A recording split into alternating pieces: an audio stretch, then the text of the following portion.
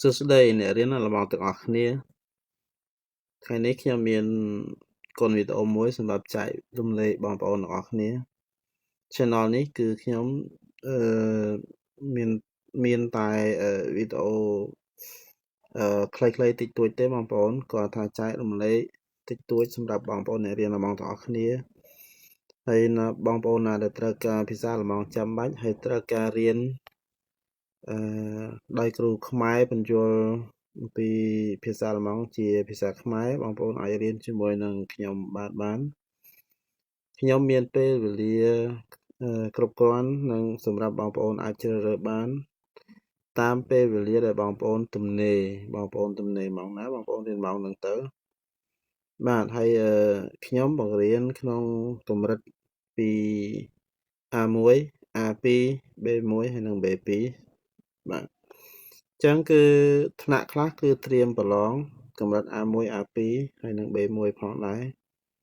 ចឹងគឺខ្ញុំមានថ្នាក់ហ្នឹងសម្រាប់បងប្អូនដែលរស់នៅក្នុងប្រទេសអាល្លឺម៉ង់ដែលរៀនតាមគេមិនទាន់ដោយសារយើងពិបាកជួនកាលគេអាចបង្រៀនលឿនពេកឬក៏ច្រើនពេកបងប្អូនតាមមិនទាន់ចឹងបងប្អូន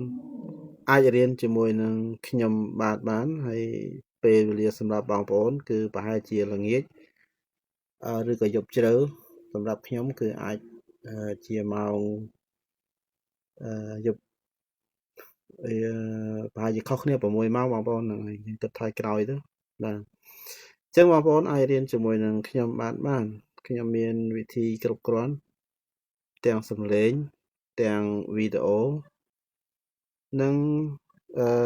ឧបករណ៍គ្រប់គ្រាន់សម្រាប់បងប្អូនអាចរៀនបាននិងខ្ញុំកំពុងតែមានថ្នាក់ពេញម៉ោងសម្រាប់បងប្អូនទាំងអស់គ្នាផងដែរបងប្អូនក៏អាចចូលទៅមើលក្នុង link របស់ TikTok ដែលខ្ញុំបានដាក់ចូលក្នុងហ្នឹងបងប្អូនអាចចូលទៅមើលបានខ្ញុំមានម៉ោងរាល់តែថ្ងៃហ្នឹងបងប្អូនសម្រាប់បងប្អូនដែលចង់រៀនលក្ខណៈឯកជននិងពន្យល់ច្បាស់ជាភាសាខ្មែរហើយងាយស្រួលយល់បងប្អូនអាចទាក់ទងមកខ្ញុំបានតាមលេខទូរស័ព្ទដែលបងប្អូនឃើញនៅខាងក្រោមនេះបាទអញ្ចឹងនេះគឺជាកូន app មួយរបស់ខ្ញុំអាចធ្វើវាហើយនឹងមានភាពងាយស្រួលក្នុងការរៀនដែរបងប្អូនអាច